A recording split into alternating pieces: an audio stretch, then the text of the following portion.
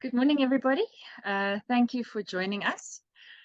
Um, we decided to talk about middle management this month.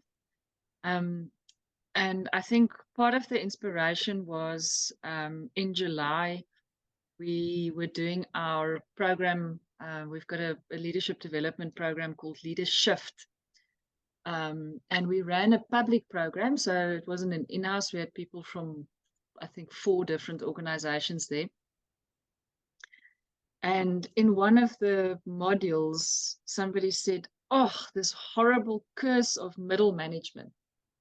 And we've thought about that and talked about that quite a bit. And I just thought this coming from a middle manager, calling it a curse, maybe warrants some more conversation about it and digging into it a little bit deeper. It is something that we've been thinking about for a while. A few years ago, we were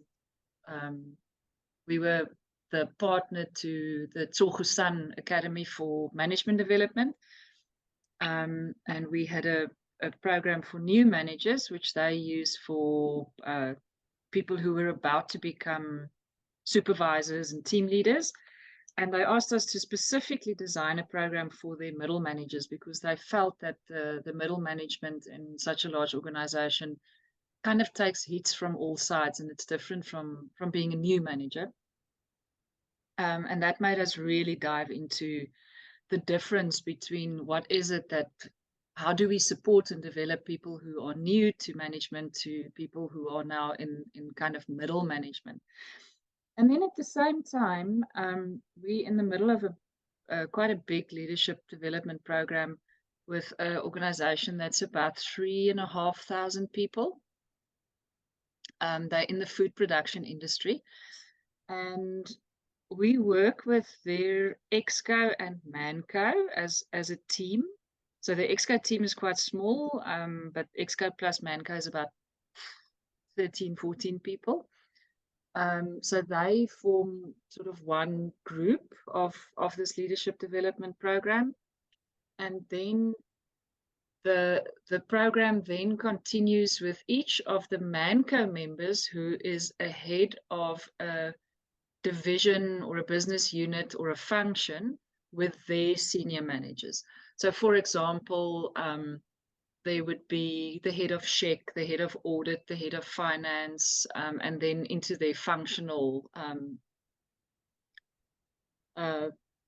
areas of the food production. So each of these Manco members reports into somebody in Exco, and they are quite often, they sit with Exco. They have regular meetings where they kind of in one team. And then they have, the smallest team would be 3 senior managers reporting into that Manco member, and some of them are more. So all in all, it's about a group of 100 people out of the 3,500. And there's a lot of changes in this company, which is not normal in today's world. But they've had quite a bit of change in their senior team. And then what the world is throwing at them, I might as well say they're in chicken production. And as you've probably been hearing on the news in the last couple of days, there's the bird flu thing, and there's going to be a chicken shortage and an egg shortage. They're really struggling with load shedding because of the abattoirs and the farms and the hatchery and everything needs electricity. They are really hit hard by the economy in South Africa because chicken, as always, was seen as the cheaper protein, and a lot of people now don't necessarily afford the cheap protein even more. As well as load shedding in terms of the customers, where their biggest seller was the 5-kilo frozen chicken pieces. People now can't keep the 5 kilos frozen anymore because of load shedding, etc., etc., etc. Really a lot of stuff coming at them. And one of the ladies on the Manco team, who's got about 7 people reporting into her, she was sitting there the one day and she said her biggest thing at the moment that is bugging her is stuff happens at the top. So stuff happens at exco level and decisions are made. And next thing, an email is sent to everybody in the organization with new information, a new decision. For example, that day, it was a new way that they were going to handle overtime. And then her team, the people who report into her, who are also senior managers, come to her for answers, and she doesn't have those answers. Because she doesn't know yet either. She's only just seen this email, and there wasn't any communication from the exco level into the manco level to prepare the manco members to be the people that their reports can come to for answers if the people on the ground, for example, is freaking out because overtime now works differently or whatever. Anyway, so a few things happened in the last few months that made us realize just how difficult middle managers actually has it. And then if you go Google the curse of middle management or why is it so difficult to be a middle manager, there are myriads of articles and a lot of research has been done. So we went through some of that research. There was articles from Forbes. There's one that I really like from Columbia University, DDI, the LSA, etc., that we've gone through, and it's interesting because what the research find is that, for example, when employee engagement surveys or culture surveys are done, they find that the lowest engagement scores are often in this middle management kind of area of the organization. And that's a problem. They also find very high levels of burnout in the middle management layers or levels. There's the conflicting needs that middle managers have to deal with, being pulled in different directions. And there's a lot of depression, especially the Columbia University research have found that there's quite high levels of depression, low morale, etc., in the middle management area. And if we look at the tensions, I guess why we say the curse of middle management, what's going on there, the list is so long, but just some of the stuff that's happening with middle managers that makes it so difficult, and which also makes it so important to look at is middle managers can make or break a company. Middle managers they are the bridge between the strategic vision of the organization and the operational stuff, the operational detail. So they're this crucial connection point, this incredibly important part of the organization, which can make or break the company, but they're struggling. They are the owners of problems often, but they're also the ones who has to solve the problems. They are the people who has to not only direct the work, but also do the work. They are often technical experts who have been promoted because they do really good work. They're specialists. Their individual contribution has been great, and they get promoted into a managerial role without being necessarily given the tools to manage that. They're caught in the conflicts from what's happening above them and the decisions that's made above them to what the people on the ground wants and needs and maybe fight against, don't want to do, have questions about. They are the people who are pressured for results. So it's all about the outcomes. They have to report on what their departments or their teams gets done. But they are also responsible for retaining talent, retaining employees. They're responsible for the well-being. we at Wolseley, we do quite a bit of work in employee experience, and more and more and more we realize that a very big part of the employee experience is actually experienced with the people that you interact with the most, which is often your direct manager. So the line manager, the middle manager that you report into, are the ones who are very much responsible and have such a big role to play in the employee experience, and setting the tone for the organization, to drive the culture for the organization.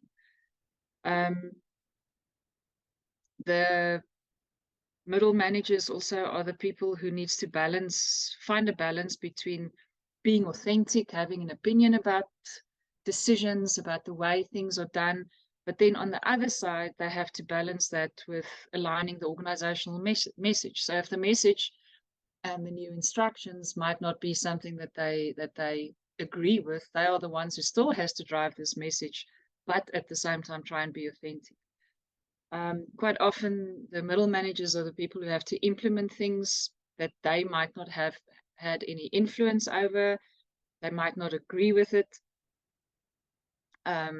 They are sometimes just asked to implement or to execute. There's quite often unrealistic demands made on middle managers, and often too few resources. They're expected to get things done without necessarily being given the resources that they need.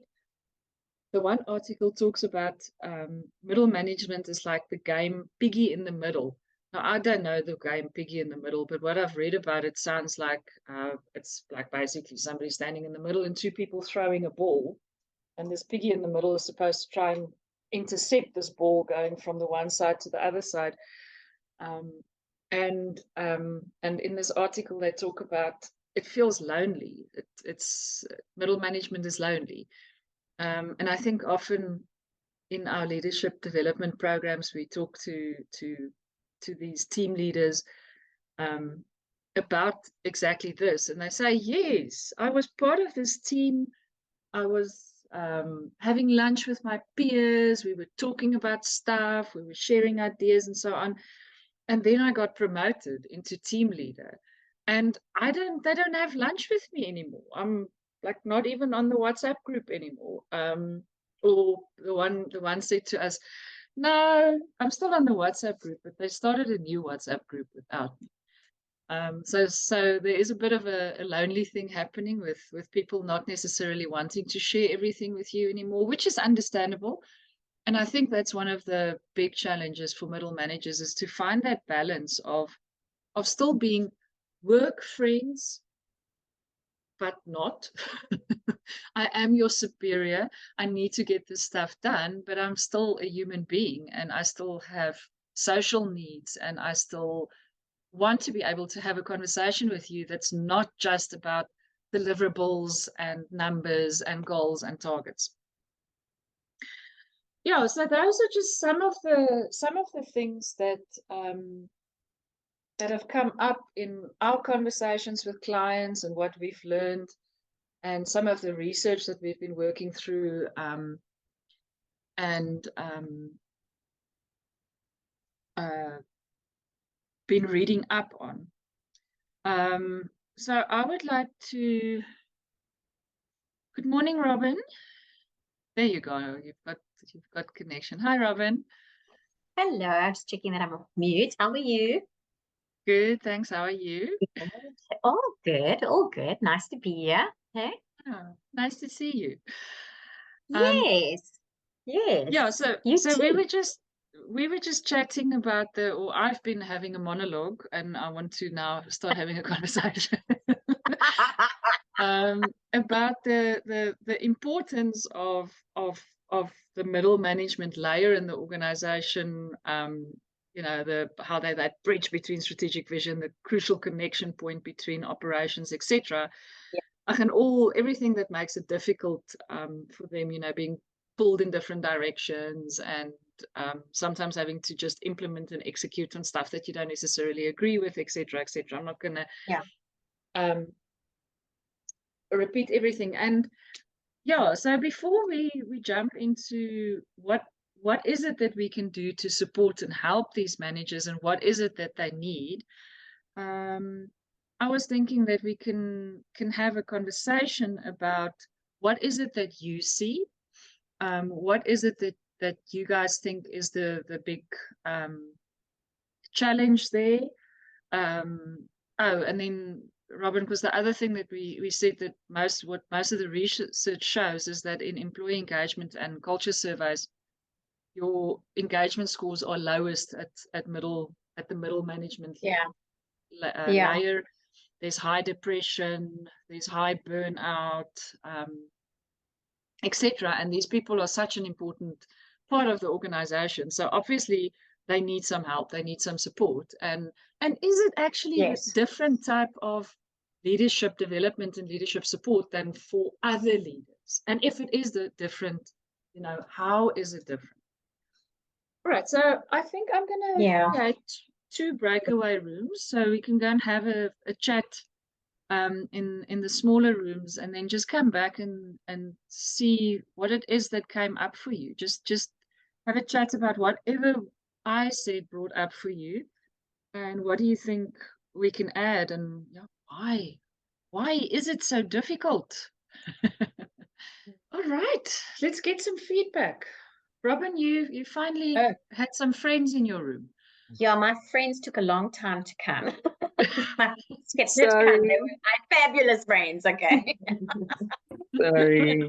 We were still slap bang in the middle of conversation as we got kicked out of our breakout room. That's how busy we got. So Yeah, we were whiplashed. Sorry.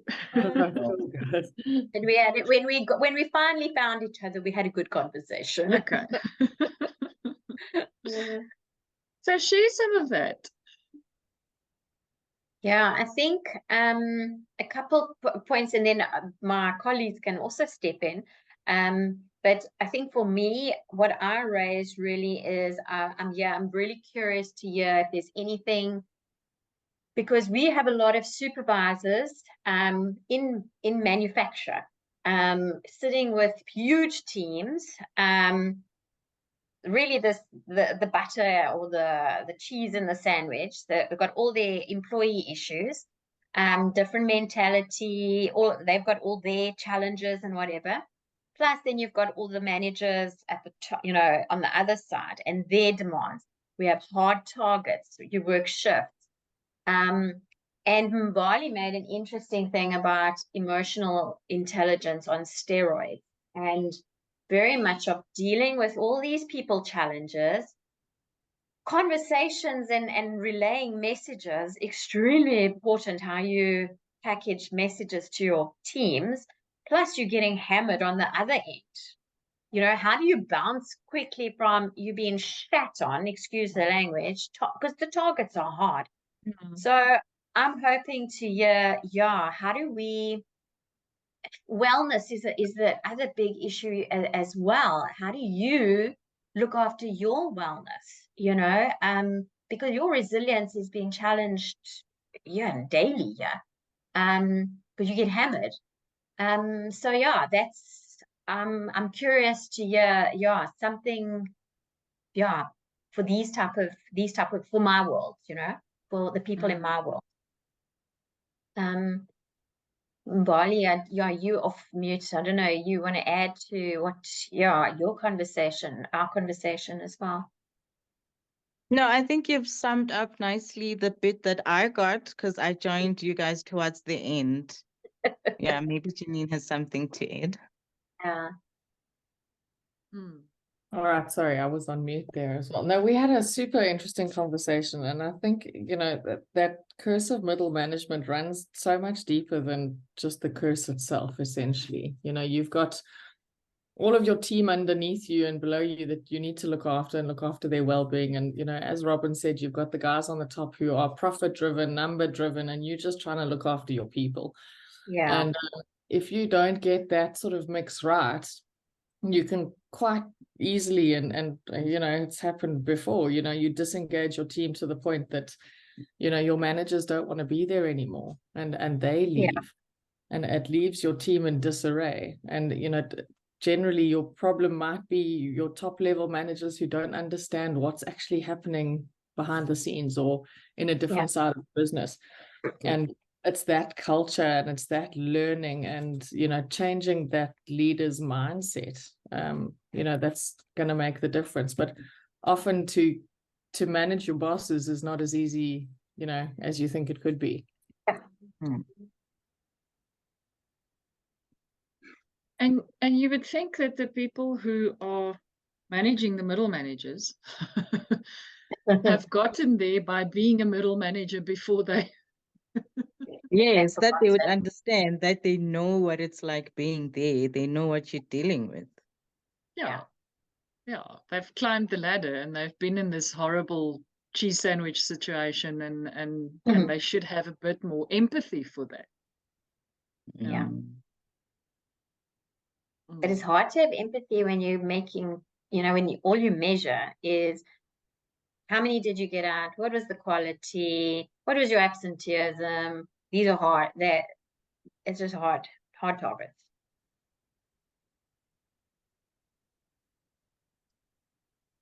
And maybe that's part of the hitting the nail on the head, Robin, is what is it that we're measuring? Yeah.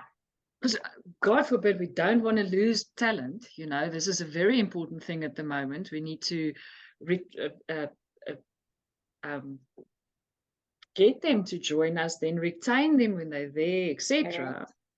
But the only things we're measuring is the hard targets. Yeah. Sometimes I think when we work with clients who do like a culture survey or an EX survey, and they get those results, they are so surprised. Yes, we're currently in a big culture shift at the moment, and it's but the culture is terrible at the moment. The experience is terrible of employees, but all of those things. So it's very topical in our world at the moment.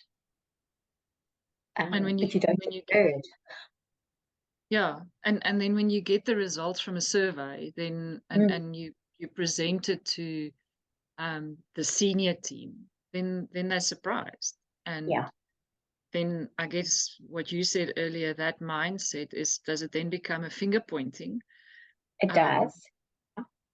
Because And it's that surprise, then being surprised, Liesl, also it really shows what their main focus is on. Really, they're not looking at the people, so they don't even see the signs before getting the survey results. That's why they are now shocked with the results, that they never focused on the people. And I mean, that's your biggest asset in a business, the people. So if you lose focus and not look at those people, then your business might just come crumbling down. I mean, it is dependent on the people. But when HR is not stepping up to the plate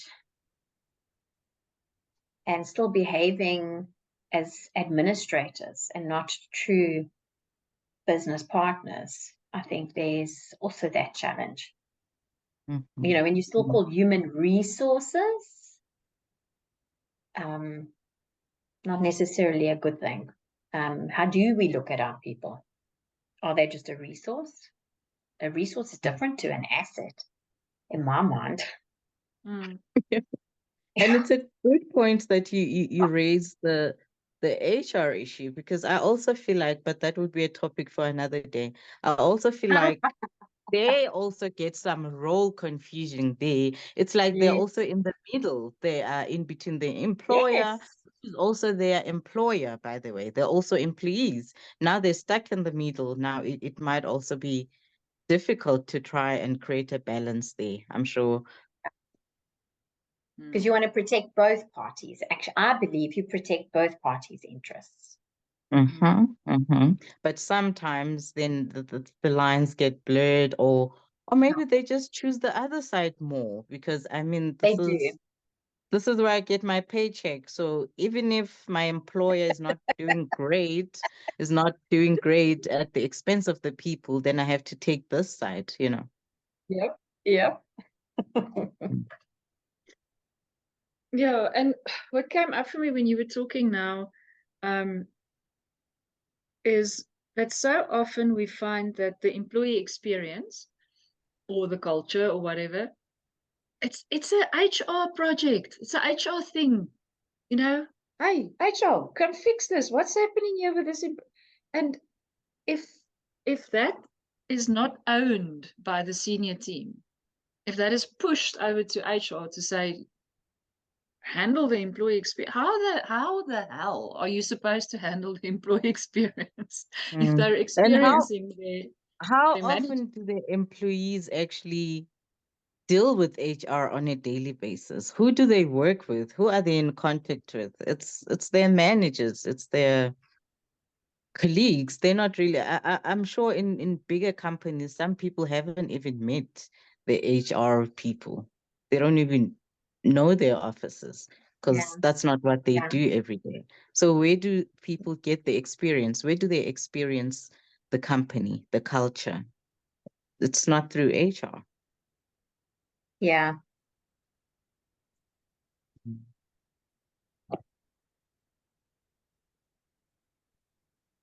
Hmm. That's Let's a really hear. good question. Yeah, and Robin, we see it so often in our leadership program. There's 6 modules, and the one module is how to lead the employee experience. And Okay. every single time we get to that module, I see people, the managers in the room, and we've been lucky. We've this year we've had such a mix. We've had people who are warehouse managers, production managers, farm managers in the chicken company. They are we worked with one of the big retail, call it home improvement businesses. And Yeah. the, Yeah. the store owners of the 8 best performing stores, that's completely different. That's retail, that's profit driven, target driven, that kind of thing. Yeah. So And hard, then, eh? yeah, and then we've worked in some of the banks. Sorry, my heater's gas just ran out. This thing was making a noise. Very bad timing. It's Um, cold, eh? yeah. And then we've worked in one of the big banks as well. And the reaction of the managers in the program is the same. It's like, I never thought about how much I am responsible for the employee experience. Wow. We've always seen it as something, yes, it's an HR project. It's a, we it's almost like a penny that needs to drop, Yeah. Yeah. because we've all been working in and or trained in the people functions. Mm. Mm. Where if you are a workshop mechanic who now becomes a supervisor, you've never really Yeah. thought about that stuff, you know? Why would you? Exactly. You're a technical Exactly. expert and you're doing a really good job, and now suddenly you have to manage human beings. Rather Yeah. manage the machine. Yeah. And rather than just being good at fixing the machines, you've now got to get other people to do it. Yeah. Correct. Luyanda, I'd love to hear from you. So I see that my team or the people I was in discussions with aren't like speaking much, but a lot of the stuff that we spoke on we actually were talking about how do you support someone who's come from a operations and now becoming a middle manager. And so we all discussed and agreed that mentoring and coaching would be something that would really help a middle manager know how to walk the journey, because as much as they become like, so obviously promoted because they saw the talent in them in operations, right? And that's why they were just they specialists in their role and so on, and then they've been given this role, promoted. And it doesn't necessarily mean when you're very good at your job that you're good at interpersonal skills, right? So Exactly. how do you then coach or mentor the person? So Pumelelo was telling us about her team, and I mean her company, that they have a mentorship program where you even find people on the same level mentoring each other, and in that way you're able to just walk the journey with each other. And also just like having not coaches for just execs, but also for the middle managers, because it's lonely there in the middle, as it was pointed out, so for the middle manager to not feel lonely, like them being coached and being directed, look, this is how you should do it, this is how you can do better. And in that way you can retain the middle manager, and the middle manager will be able to also create a culture within his team or her team, and be able to retain people within their team because they're good at their interpersonal skills, right? And able to like also make people like give out their best. But I was also saying to the group that I was with Richard and Milelo, I was saying to the both of them that each manager is actually a human resource manager. And so now, as you guys were talking about how like managers were thinking, like as much as HR plays a part, yes, but each manager is a human resource manager because they are dealing with human beings within their team. They're not just dealing with like machinery. They're not managing machinery. So yeah, that's something that I don't know if the team wants to. I mean, if Richard or Millen want to add to that, because I learned a lot from them as well. So yeah, so that's what we wanted to point out. I love what you said. Each manager is also a human resource manager, whatever we want to call human resources. And I can't agree with you more. And I think that's one of the big things that is going wrong in a lot of organizations is we are promoting them because they are really good at their operational technical specialist job, and then expect them to be good at managing people, without necessarily giving them the tools. And it's a mind shift change. And how do we help them make that mind shift change? Because that mind shift change is going to probably make people realize, oh my goodness, I don't have the skills to do this. I've never done it. It's scary. Some people might even realize, I don't want to do it. I want to go back to my technical job. Thank you very much. I don't want to manage people. And if it's a good employee, how do we then retain them and help them have a career path that does not necessarily involve being a manager of people, because then you're going to lose them.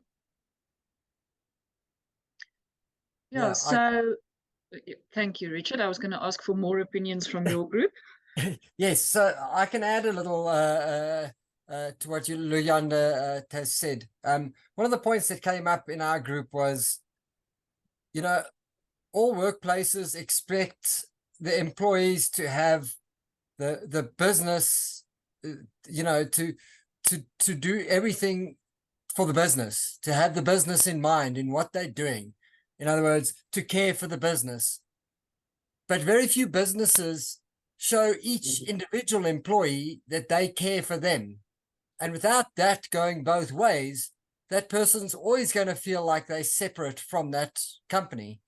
And it's not that the CEO has to go to each individual person and tell them that they care for them. It's got to be built into the system. And like you said, every manager is a HR person. And it's built in that way, but it's got to be built in with the premise that each person working at the company or the business has to be shown that the business cares for them in some way, and permanently, that their business always cares for them. If they don't get that, they're never going to feel that's just going to be, I work here and I get a check and then I go home. And a lot of the ways that one of the other points that came up for us was culture. And I think culture plays a role in what I've just said, that if the culture is correct, then the communication between the levels is correct. It means there probably is a mentorship program in place, which means that the communication is open, and all of those things prove to that employee that the company cares for them. It's all at the same time. So yeah, there's a few additional points from our side. So that would mean the managers are being given the support that they need. They're not just thrown in there and they're expected to perform miracles, you know. They need the support, they need to be given the right tools in order for them to be able to carry out their jobs and get the best out of the people. So if they're not given that kind of support, it even makes it difficult. Good point, Richard. One of the articles that I read, Bali, I can't remember whether it's the one I sent to you or the ones that you sent to me, but they were talking about mentorship, but they went further. They said, you know, mentorship is kind of you find somebody that knows how to do things and they teach you. So it's different from coaching. You know, it's a different approach. You learn from the mentors. You maybe follow them, watch them do work, they help you, that kind of thing. But they said it's more. It's almost, yes, the mentorship, of course, but that also needs to be almost become a support structure. Or then there needs to be the support somewhere else where the managers have space to vent, where they can voice their uncertainties, where they can say, my goodness, I don't think I'm doing a good job.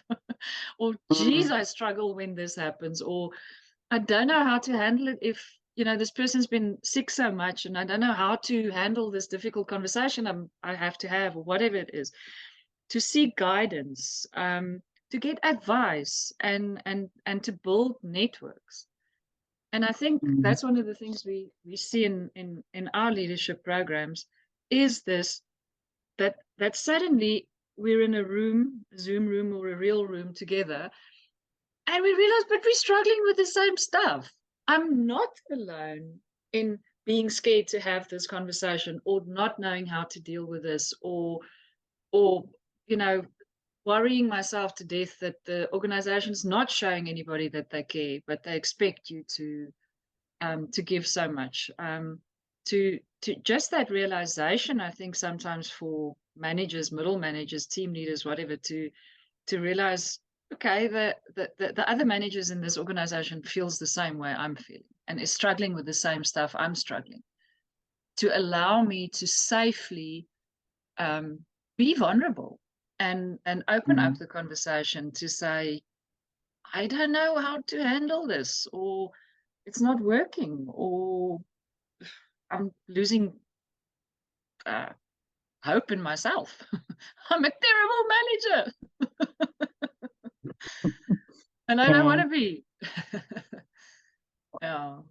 You make such a good point there, is you want to be able to have a space where you can say, I have doubts, I don't know what to do. That doesn't get marked off on your performance report, you know, like, oh, you know what I mean? That's a safe space. You made your targets. Tick. I don't know what to do. I'm stumped. And that's a really important space to have for people, managers. Yeah. Mpumi, would you like to add anything? Yes, definitely. So our conversation was just flowing. We were moving from one topic to another, but I think all of us have learned so much from each other, bringing in our different expertise. So both Richard and Luyanda actually have highlighted on what I have shared, of which was the mentorship and coaching programs, which are essential for middle managers, because we actually have a nicely structured one whereby all the middle managers, they go through a mentorship program, which makes things so easy. And it allows for them to actually have an aerial view of the business, and for them to understand that as much as they're coming in from operations, but for them to be expected to understand what is happening strategically also allows for them to be able to feedback to their teams, but at the same time minimize the lack of communication, and so that people can have a sense of direction as to where the organization is going, what is expected of them, and how is it that they can channel their work in terms of contributing to the ultimate goal or the vision of the organization. So that's where we highlighted that middle managers are very critical. Their role has to be enhanced, and they need the support with this coaching as well as the mentorship programs that are in place. But at the same time, they need to also, especially the experienced ones, they need to have a buddy system in place where they are assisting these up and coming managers, and also having a proper management development program or a leadership development program that is customized to the business and specific to what the business is aiming to achieve. So yeah, so that is what mainly our conversations were about, and the importance of the role of a middle manager in the business. I love what you said, the buddy system, Yeah. because that's come up a few times as well. And then something that I was thinking while you were talking now, so I love it that the coachship and mentorship and coaching program allows them an aerial view of the business, and for them coming from operations, this helps them understand what is happening strategically to the business or in the business. But then it is their job, it is the job of middle management to now spread that message. Spread the big picture strategy. How do we fit in? How does our roles contribute to that? And what sometimes I think comes in there then is sort of communication skills. Yeah. And that doesn't come naturally for everybody either. We all have different personalities, and for some people, they might go, okay, I get it, but they might not be that great in now Expressing translating themselves. that. Yeah, and expressing themselves and having the confidence to say, hey, team, I want to share this with you. And then, of course, on the other hand, the reality of just getting operationally so busy that there's these operational priorities the whole time. And it feels like if I pull my team to the side and we work on our communication and the messaging and really coming to grips with and unpacking our role in the bigger strategic picture, it feels like, but we're not getting to our work, and there's other things screaming and shouting that needs to be done today, other priorities. We always talk about you have to go slow to go fast, but it's difficult because going slow feels like, but we're not doing what we're supposed to do today, and we're going to be late with stuff by the end of today. Yeah. Stuck in the middle. Stuck in the middle. Yeah. In our room, we also spoke a lot about also the middle managers being under pressure and being hammered from above. And I feel like my takeaway from here today, just to try and be positive, I think if the middle managers were to get the development and the support that they need, if the exits today were to see how critical this is and how important it is to develop and support the middle managers, then I foresee a future where we have execs that have experienced this, who have gotten the support and know how important it is and how they valued the support and how it contributed to their success, and they would then pay it forward and do it for the next person and do it for their middle managers. So I feel like this would be a critical point for an organization to focus on, because these are the people who are also going to get promoted to become the execs. So if you get to that level knowing how much you needed support and development when you were a middle manager, I think it's easier then to be more compassionate and have empathy for the middle managers that report into you. So this would be a great starting point. How I picture it, it would be a great starting point to have execs that prioritize people, you know.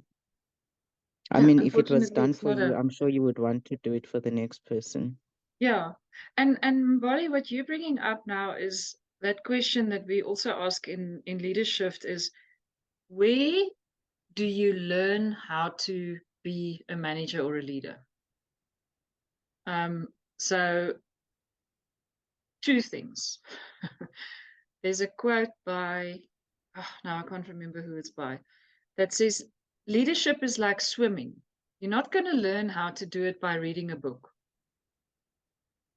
So your managers, once promoted, might realize, oh my goodness, I'm struggling and I need to learn how to do this. But they're not going to learn that by just running to a book or reading articles and going and looking for the theory.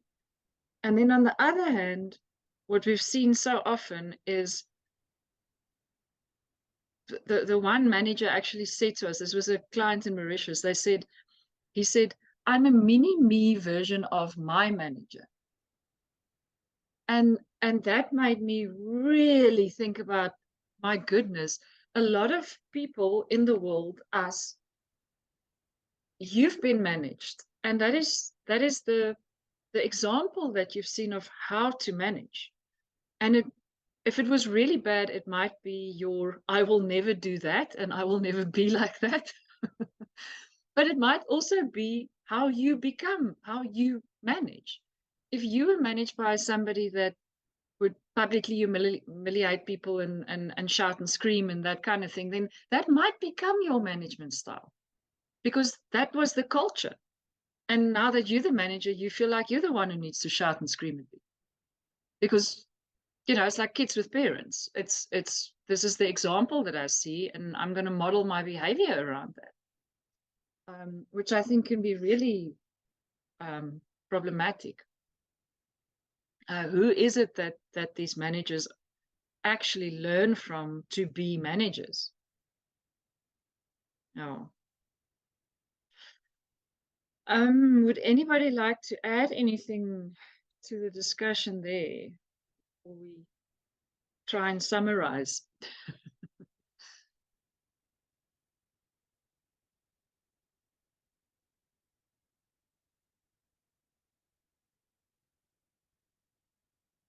Everyone good?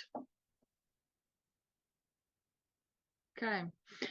Yeah, so if I try, and I've been making notes and trying to think about, so what is it that we can do to help? How can we, and some of these things, we have to also remember that, it's like taking the horse to the water. The horse needs to then drink the water. But if a manager is struggling, they usually do embrace the help. Robin mentioned that Bali talked about EQ, or emotional intelligence, on steroids. And I do really think that is one of the very important things. And in there sits so many things, actually, because that is already self and others. So if we talk about emotional intelligence being a really important part of management at any level, it means I have to understand myself. We spoke about it in one of our newsletters recently, where we said, what is your instrument as a leader? If a painter has brushes and paint and a canvas, and a fisherman has a line and hooks and a fishing rod and bait, what is your instrument as a leader to be a leader? And your instrument is yourself. But that self has to also understand not just themselves, but also how different I am from others, and how to embrace that difference, and how to understand that not everybody reacts to the same type of communication, reacts to the same type of messaging, thinks the same, makes decisions in the same way. So there's that absolute self and others thing. There's the even in there you can even put things like, if I understand myself well and I know myself well, then I might know that I am somebody who are way more productive in the mornings, for example. So even something like time management, energy management can come in through knowing yourself. So there's a very, very, very big part, I think, in development and support for middle managers is personal mastery, emotional intelligence. And I think a lot of problems would be solved if we can get that right. Then, of course, there's the big picture thinkings. There's the understanding of the strategic picture. How do we fit in? What is the context that we're fitting in? But of course, then also, do these managers have access to this information? Does that communication cascade down to them in an efficient enough manner for them to then be able to cascade that information again down to the people that they would want to or need to convey this information? There's definitely something about the resilience, about, you know, after having had hard feedback, or you're not making the numbers, that kind of thing. How do we bounce back? How can we stay flexible? How do we build resilience in managers who are kind of caught in the middle and in a very difficult place? It's interesting. A lot of the work on resilience says that to be resilient, we have to have the mindset that we are in charge of our own fate. So there's also that. How do we help middle managers be resilient, and also understanding that they do play a part in it. Then we talked a little bit about communication skills. I guess what comes in there is that not necessarily conflict management so much. Conflict, yes, because a middle manager is getting the messages from all sides, and it is sometimes conflicting messages. But there's also the communication skills. How do I relay this message? But then on top of that is, how do I have the difficult conversations? Because I think so often difficult conversations like feedback, performance feedback, that kind of thing, is not handled by managers very well, because either they can pass the buck over to HR, or they don't know how and they're scared to do it. And what happens is then something that was small, that could have been handled in a 15-minute one-on-one conversation, then blows out of proportion and becomes a really big issue. And I think sometimes that's where we also lose people. I guess there's a bit of unlearning in there, in terms of, okay, so I was promoted because of my own contributions and my expertise, and now I've got to unlearn to be the one getting all the shine for my expertise, and get the work done through other people, manage other people to do the work, to delegate, to be proud of a team achievement instead of my achievement.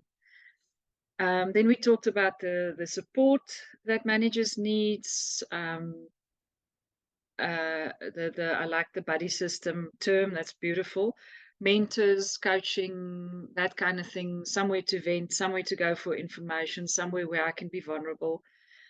I think something else that came up was the manager's role in the employee experience. And in Richard's words, it would be, how does the system constantly show people that they are cared for? And quite often that experience sits with the manager, and they play such a big role in the employee experience. And then the last point I would add here, that didn't really come up today, but that I think is important, is how can we help our managers and our middle managers to lead change, to understand change a bit better, not to become a change manager, but they are usually the ones who gotten this message and they've got to bring it back and they've got to be the champions and they've got to get buy-in from their team and they have to manage the change in their team. And I think that is often a skill that is missing in management because it is seen as change management and it is something that is handed over to the people that's got that in their role description and their titles. I see it is 1 minute And past 10:30. I just Yes, wanted to Bonnie. comment on that, Liesel, that having to champion a change, maybe sometimes you don't even know much about this change. You just got the message and now you have to pass it on to your people. So if you don't understand it yourself or you're still shocked yourself, how then are you going to champion it? If you're not giving the necessary tools, the information that you need, the support, you're just given this and told to make it happen, pass it on, and you don't even understand it yourself. So it must Get be really buy-in. difficult. Mm, Yeah. yeah. Yes. All right. We have run out of time. So unless somebody has a burning point they want to raise or something they want to say to end it off with, no. I want to thank you for coming, for being here and being interested and concerned about the pressure that middle managers are under and helping us think through how do we support them and how can we be there for them. Please engage with us further. This is not something that we're going to stop thinking about ever, I think.